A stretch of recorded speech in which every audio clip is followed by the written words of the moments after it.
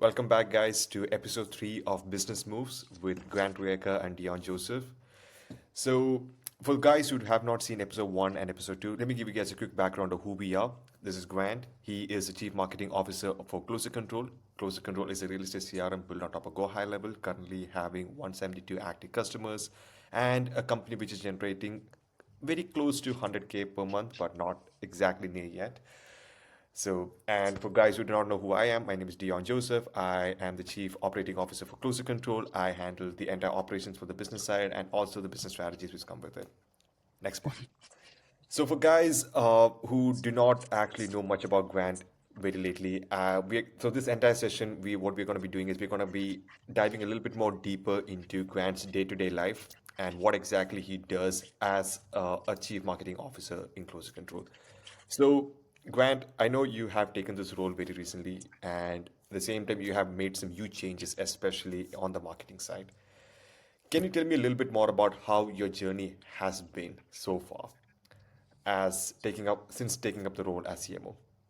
Oh, it's incredible, although difficult, that's for sure. I really enjoy the marketing aspect of it. Previously, before this, I'm sure we mentioned it before, but I was wholesaling with my two other brothers before we all jumped ship onto Closer Control to take this thing into a reoccurring 100K months. So the transition has been quite drastic, but fun at the same time. As for specific details of it, it's just a ton of like constantly doing different projects, taking on new roles, trying stuff that we haven't tried before. That's why you're seeing a ton of new content on either, Connor or Closer Control's Instagram and their other social medias. In addition, diving more deep into more inbound marketing beyond beyond social media, for example, like Facebook marketing, and then exploring more into affiliate marketing and additionally, email marketing. So, That's amazing. And what exactly are you currently making changes in the social media game right now? Because I see in a couple of contents which is not exactly, I would say, the usual content which we normally push out. Normally, I see Connor just getting interviewed by maybe one other person. Yeah, but now I see a totally different angle. Could you tell me the brains behind why exactly you decided to pivot to that direction? so we're going full throttle on value-based marketing, specifically on our social media and personal platforms for Connor and Alec and even Reed.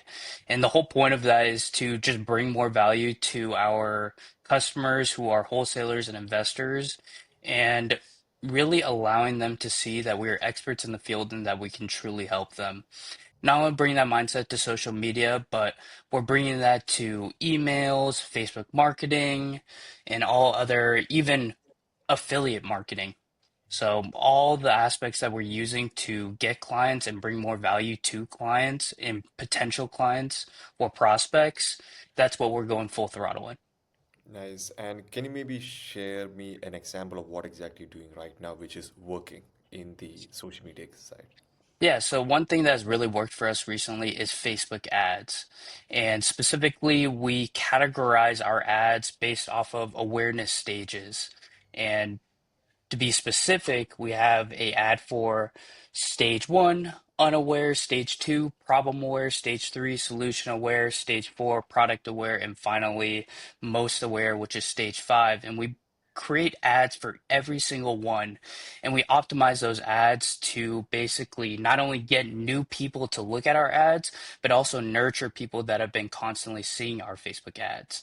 Additionally, we've also recently, you know, Thanksgiving just recently went by, and November, towards the end of the year for all businesses, it's quite difficult. So we thought it would be best to deploy a Black Friday sale, and that got us 15 clients immediately in 1 week. Quite possibly the fastest we've ever gotten 15 clients. And the most important part is that or the reason it worked was because we had a lot of leads that were nurtured and they just couldn't take that additional or that final step to take on Closer Control. And we believe that was the best way to do it is do a Black Friday sale. I wouldn't recommend to do it every single Friday, or else, you're going to train your prospective clients to expect a sale. Yeah. But during specific times of the year, especially difficult times, Q4, it would be best to start working on the bottom of the funnel type of thing. So price and time. And we were able to do that with our Black Friday sale of giving a sale and also giving a time frame of like, hey, you only have this week to purchase this. So that was an incredible thing that we haven't even done before, from what I understand. The past 14 months we've been, or Closer Control has been, we haven't done Black Friday sale.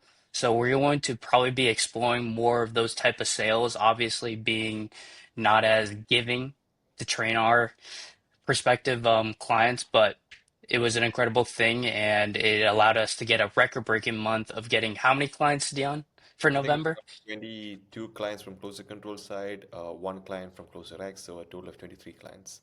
Exactly. Yeah. So yeah, it was an incredible November. We're hoping to get as many clients in December. Right now, we have Alec has closed one person per or for the past 7 days. So one client per day, and we're looking to scale that even more, especially during Q4. And we're even more excited for, back coming back to Q1 in January. Amazing. So I have like a ton of questions, okay, based on everything which you shared with me today. I think my first question is based on the Facebook ads. You mentioned you have five different awareness stages. Maybe can you like maybe give me a reason on why exactly we have these five stages? Like, and you're saying that for five stages you have five different ads, right? Running on Correct. stages. Why not just have one ad which just gets a conversion? What's the need of five? Like, what's the science behind it? Okay. So the reason we have 5 stages is obviously for different parts of the top, bottom, I'm sorry, top of the funnel all the way to the bottom of the funnel. Stage one is specifically to make them aware that we have a CRM that can help them scale their operations. And then we have stage two, three, and maybe even four, you can consider that as a those nurturing ads and even retargeting them. We're really focused on frequency of stages 2 to 4 because it really nurtures the leads, and we're constantly reiterating and bringing new ads to the table to replace those stages or replace the current ads we have for those stages. And new ads is to enhance the current ads that we current or the current ads that we have for stages 2, 3, and 4. And finally, we have stage five, which is to really push them to just book that demo call or book that strategy call and get on a call with Alex so Alec can nurture them.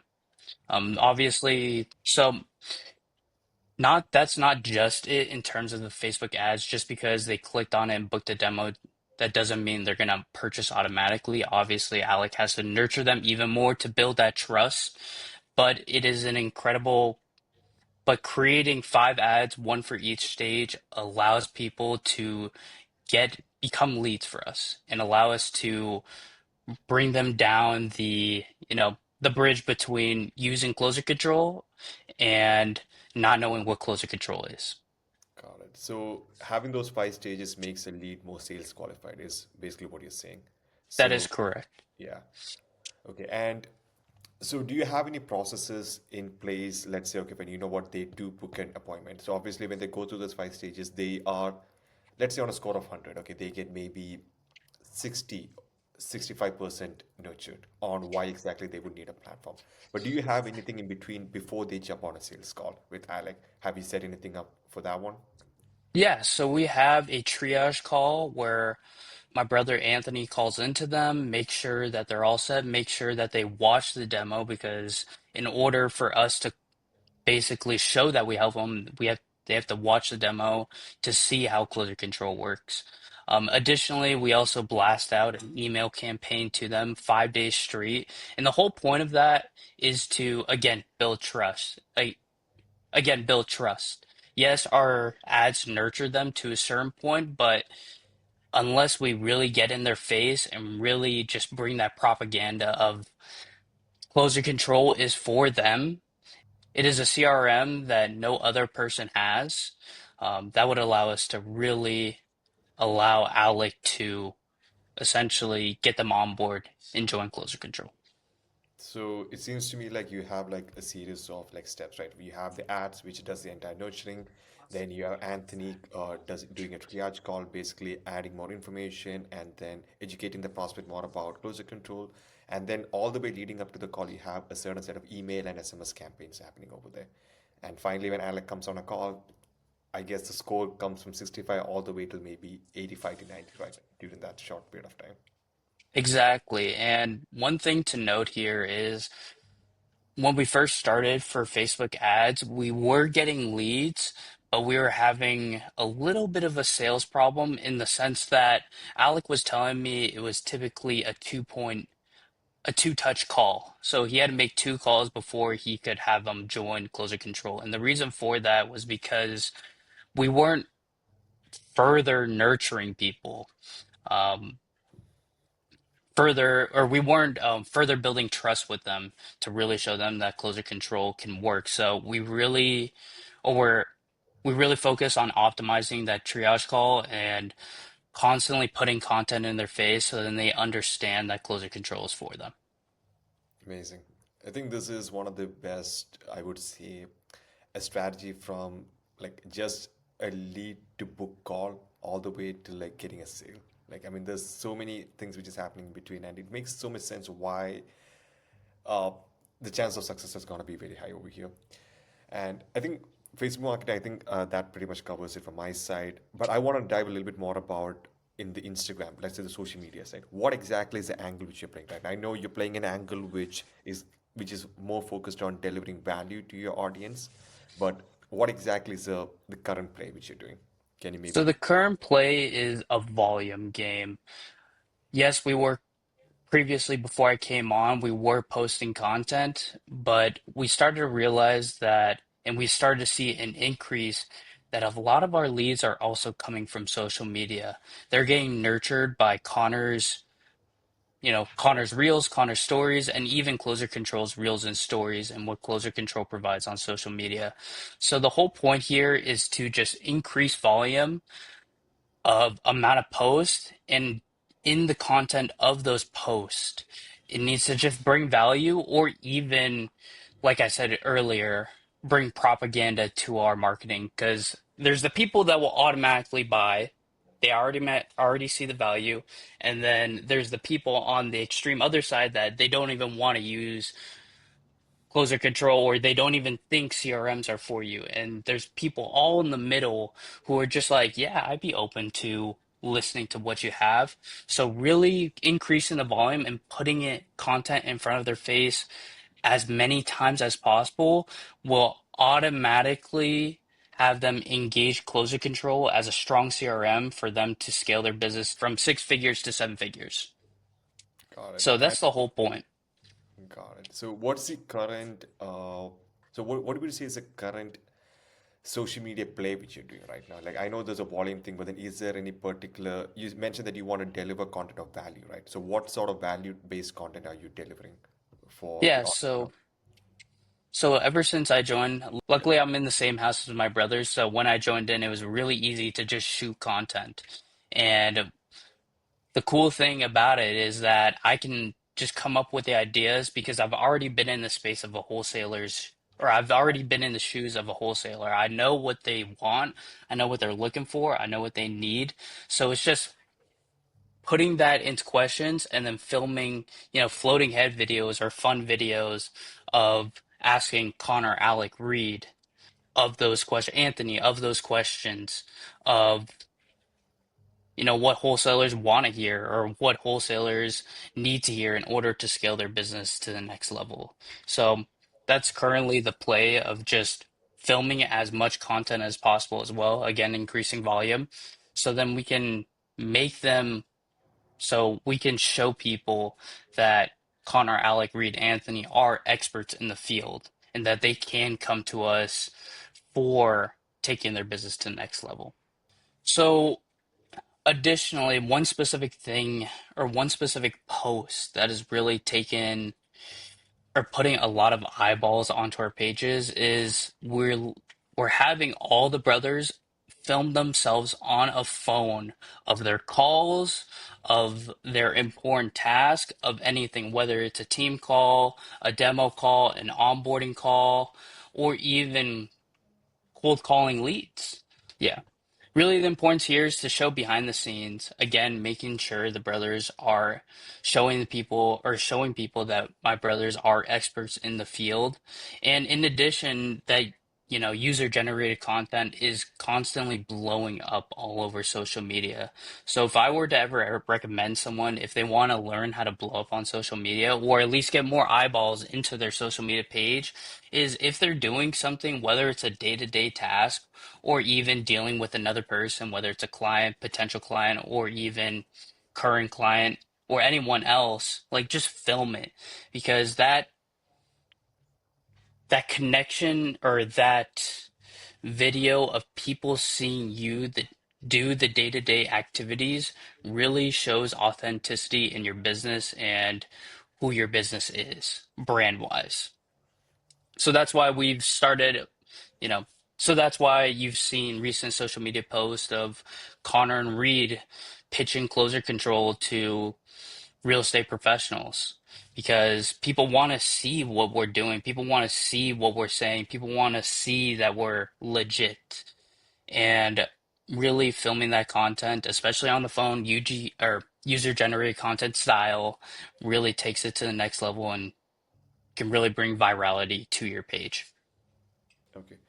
So I think that's wonderful regarding the strategy which you just shared, the reason why it's working on the social media end.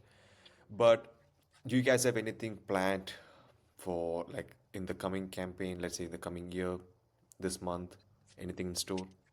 Yeah, so specifically, or I'm specifically going to talk about the new year. A lot of people say new year, new me. We're going to employ that mindset into closer control and specific campaigns that we're going to push out on social media is really showing the rest of the brothers' faces. I joined in, our brother Anthony joined in, and another brother rejoined in, all the ones that were working on the wholesale side. And the whole point of the new year is to show that we have a new face or new faces added to the company. And in general, having new faces into the company, having new personal brands in the company, really fills out the holes that Closer Control didn't have. In addition, it brings new personalities to the Closer Control brand. We really think that putting more faces on our social media will increase our brand presence. So expect posts about myself, Anthony, and Reed, how what we're going to do in the business, why we joined Closer Control, and how we're going to take this to the next level. Amazing. So I think you already got everything like jotted down, to be honest. Like you have been doing tremendously well, I think, ever since you joined as the head of marketing for Cruise Control.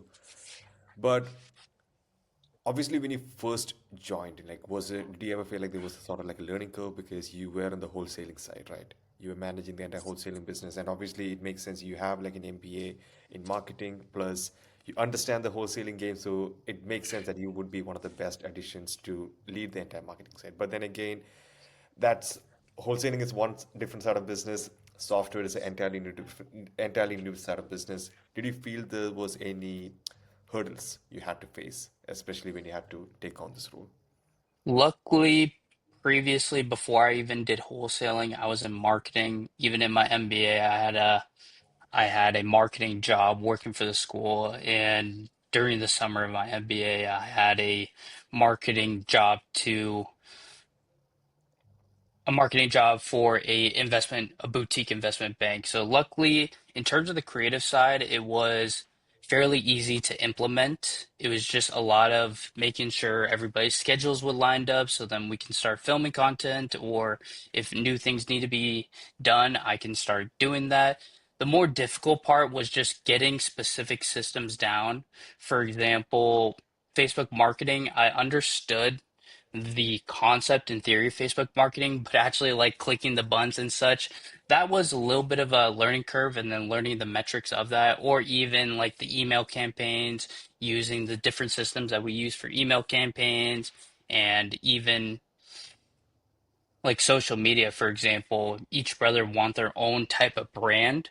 So what were the systems to develop that brand even more, or what did they want to know? So essentially, it was just the learning curve was, um, I guess you can call it just looking at SOPs or developing those SOPs. So then we have those on hand. But otherwise, the learning curve was in that sense difficult. But everything else, like creative side, bringing more content, and even coming up with new ideas, have I've enjoyed it so much more than wholesaling, because wholesaling is just all sales and marketing, and that in itself can be difficult at times.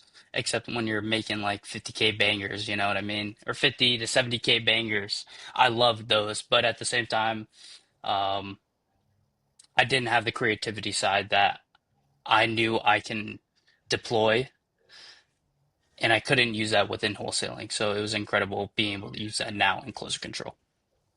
Amazing. So obviously, I know we covered the ads, we covered email campaigns, we covered the social media side. I want to know a little bit more about your strategies behind the affiliate marketing. Could you maybe break it down for us, like what exactly affiliate marketing is and why it is crucial for a business like Closer Control? Yes, yeah. So an incredible example and an incredible affiliate partner of ours is Data Syndicate. They provide county record data to wholesalers. And yeah, they can provide it to any wholesaler, but what happens if the wholesaler is using a basic spreadsheet? Or they're just using their personal phones, or they're not really following up, and they don't know the next steps for each lead that Data Syndicate provides. That's where we come in as Closer Control CRM to bring in AI and automations into their operations. So they provide the leads, they provide the county record data. Our CRM Closer Control starts blast texting them, starts emailing them, starts calling them, and even nurtures them to the point when the wholesaler does call them, they're ready to sell. They just want to hear a number. So that's an example of an incredible complementary of our businesses, is that in order for a wholesaler to scale from five, six figures, seven figures, they need specialized tools. Another example is Chat ARV. Wholesalers, Chat ARV is a AI comping tool that helps wholesalers identify how much they should offer for each house. And yeah, a wholesaler can just use Chat ARV, but that can only get them so far. It only just gives them an offer. It only gives them an idea of how much the value of the house is. Again, that's where closer control comes in. Hey, you already know, oh, you have Data Syndicate, they have the lead. Oh, now you have our closer control CRM, which qualifies the lead. So the next time you call them, they're ready to hear an offer. And guess what? Now you have Chat ARV, and you know how much to offer them. And it just brings efficiency to a wholesaler's business. So they're not spending hours comping, or spending, money on shitty leads, or even spending so much time on following up. It optimizes their operations to do as many deals as possible. That's why we do affiliate marketing, is because our businesses complement each other, and because they complement each other, our customers gain even more value to take their business to the next level. Amazing. So what sort of companies is Closer Control affiliated with? Is it just like data providers or is it just like Chat ARV? Are there any other services which you guys are also partnered with too? Yeah, we have plenty of partners. I'm sure you can find them on our homepage specifically, but just off the bat, specific areas is county record, or I'm sorry, specific areas is data for calling into leads, or getting those phone numbers, getting those addresses. Another one is, again, chat ARV, comping. Another one is bookkeeping for wholesalers and real estate investors. And we even have ones where they provide VAs for cold calling and calling closers or closers, VA closers, VA cold calling. Uh, and then we even have like coaches, wholesaler coaches that are making seven figures off of their current operations and they want to bring it to other people. Yeah, And another partnership is for financing, money for double closings, money to even private money lending. So all of these companies really meld together in scaling someone's business to the next level. And that's why we partner up with them. Sure, we can be a all-in-one tool, but at the end of the day, they have their own expertise, we have our own expertise. Why step on their feet? Why step on their feet when we don't have as much knowledge as they have? Additionally, they have clients and we have clients that don't, or they have clients that don't have closer control, and we have clients that don't use their services or their product. So again, it's all about building partnerships in this space. And, Rome wasn't built in one day. It took a ton of people to build Rome. And that's why we believe affiliate marketing is an incredible marketing strategy to not only bring brand awareness to closer control, but better the real estate industry in total. got it. So I think I'm kind of getting your place. So you basically want closer control to be that one stop where you know what, you can get the CRM from closer control. Then now you have the CRM. Now you want leads. You have like data providers. If you want cold callers, you have people who provide cold callers. If you want to get a little more coaching on the real estate side, you have coaches. You need funding. You have Velocity Advantage. You have other Peach Capital. I can totally see why exactly this would be an amazing play, especially in a business like Closer Control is for wholesalers and investors, right? Because I think this is a tight niche space, and I think having all of these things coming, let's say, intertwined together, it it it goes a long way. I definitely agree. And we're only going to increase our partnerships and find even better partners to take wholesalers to the next level. We want to be a part of that big story on, wholesaling. We want to be a big part of that big story about wholesaling, on people being able to call people and do deals and, you know, really bring value to, I guess the real estate industry in general. Well, Grant, I think you are doing an amazing job handling the entire marketing for Closer Control. But I have a couple of questions which is not just Closer Control related, it's more on the wholesaling side. So, based on my knowledge, it's based on what I've heard around in the market, wholesaling is something which a lot of people look down upon. Is that the same experience with you, or have you ever noticed this happening in the market? I mean, definitely I've been noticing it. Some states have been cracking down on wholesaling.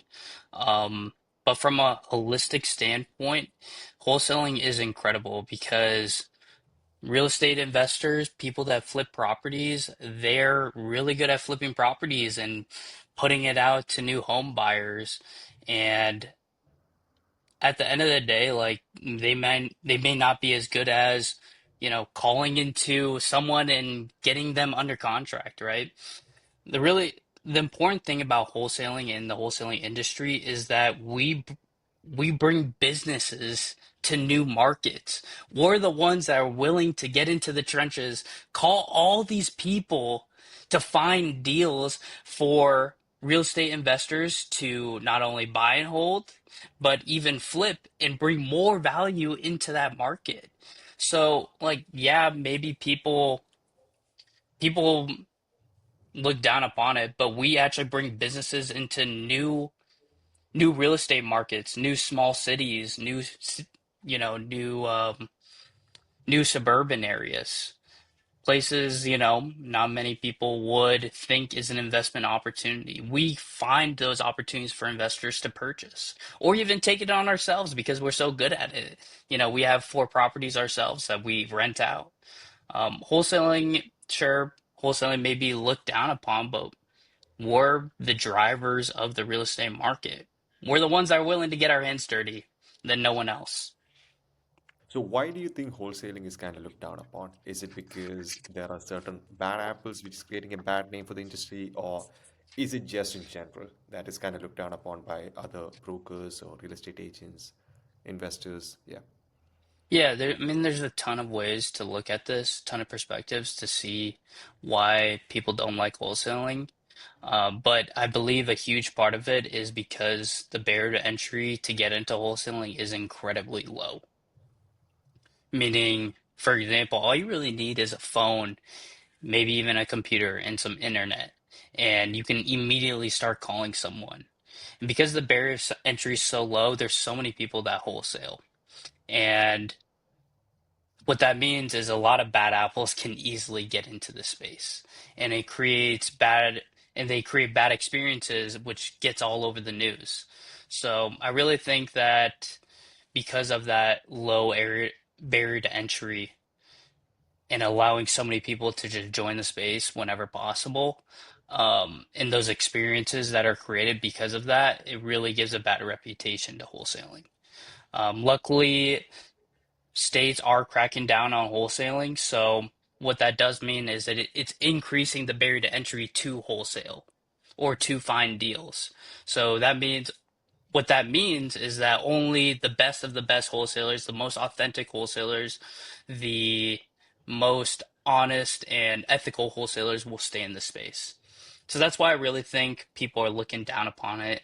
Sure, you could say that, oh, like for real or for maybe some real estate or for some agents, they may think that we're taking their deals, but ultimately, wholesaling can bring everybody money. A wholesaler can work with an agent, a wholesaler can work with a lender, a wholesaler can work with a real estate investor. They can even work with title companies, they can even work with um, financial backing institutions or lenders.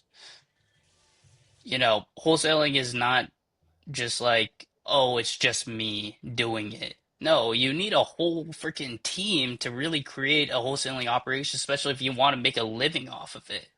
So, again, really the whole point is that barrier of entry is way too low, which means a lot of bad apples, which creates really bad experiences, and that creates a bad reputation for people. So, based on your knowledge, right, what do you think we can do in order to increase the barrier of entry so that only qualified people, or let's say people who are have like a business background, people who have experience or exposure in the space, just starts coming in rather than just they let anybody in? What do you think we can do? So I know that you know, a huge wholesaling coach, Jerry Norton, talks about this all the time. But ultimately, unless we can like create some kind of association for wholesalers, or maybe even within our own wholesaling community or wholesaling industry, like we're able to create like a unified um, institution, uh, really not much is going to happen, unfortunately. So what that means is that so long as you're ethical, so long as you're doing good work, so long as you're not screwing people over, you're gonna be fine in the wholesaling space. As more bad apples are vetted out, yeah, regulation is gonna increase, but because you're already a good wholesaler, you already know the lenders if you need double closings. You already know the title companies that are gonna work with you.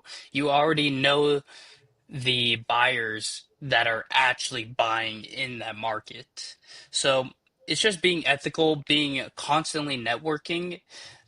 You can save yourself, but wholesaling as a full industry, unless we don't come together as a full institution, to increase that barrier to entry, there's going to be more and more regulations. So, and in order to avoid getting in trouble with the regulations, you got to be an ethical wholesaler. Got it. And do you ever think wholesaling would ever die out? I don't think wholesaling will ever die. Maybe, for example, we're still wholesaling. Maybe, for example, we have to purchase the property Hmm. and then sell it or sell it, off market or on market, whatever is best. But I think wholesaling itself is never going to die, but the operations to go from getting it under contract all the way to making money, it may change slightly. And that's why I'm saying you need to be constantly networking. You need to be an ethical wholesaler because only those people will survive. Well, Gwen, thank you so much for breaking all of this down. One, the science behind marketing, and also your experience on the wholesaling side. And I think this is one of the first episodes where it was the other way around, where I was asking questions and you were the ones on the spotlight seat. So it's great for our audience to hear more about your story as well as your experience in this space. So, Gwen, any final thoughts before we end the podcast? Yeah, I mean, just for those of you listening, just continue to listen. We're here to be as transparent as possible as our current operations and really show what it looks like to scale business from zero funding, zero nothing, straight from the ground or even 6 feet below, all the way to seven-figure business. And we're really shooting for constantly making 100K figures. So for those who just in general want to make money and like just continue listening, you're only going to get more value. And don't forget to reach out to us if you guys have any questions. Well, thank you so much for that, Grant. Well, tune in, guys. We'll be coming back with next week with new episodes, new insights, as well as new stories. And this is, I feel like, the only place where you're gonna see two guys who's gonna be as transparent as possible, especially when it comes to scaling a business from 0 to 100. Stay tuned. Stay tuned. Thank you.